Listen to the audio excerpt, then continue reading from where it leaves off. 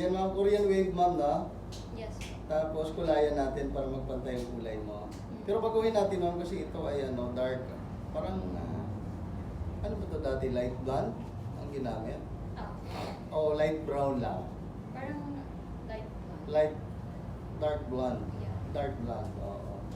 So ngayon, ang gagamitin natin ay ano, dark ash blonde. So hindi masyado matingkad yun, ma'am, na medyo brown lang din yun. Tapos i-Korean wave natin. Digital permanent. Okay. Sige, ma'am. Ready ka naman sa oras mo? Kasi medyo ilang oras mo? Mga 5 hours natin gawin. Nakalimutan mo yan. 3 to 5 hours. Pwede mag-order, ma'am. Sige. Pwede tayo magpapalala mo. Alala mo ba yan? Food Panda pala, no? Okay, halika na. Game. Start.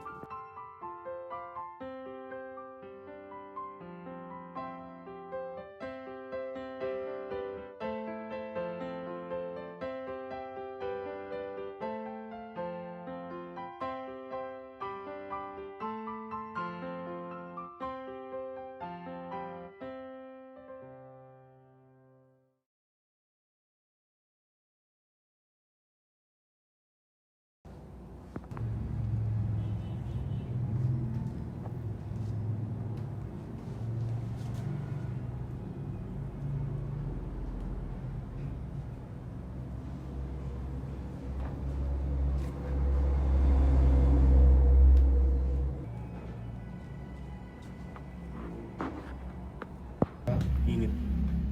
Wow, basa pa lang yan, oh. Ang ganda na ng kulot, oh.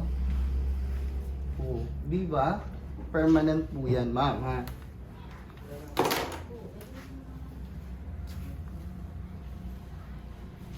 Yan, okay, patuyuin muna natin. Cut mo na doon. Ito pa yung ng ano?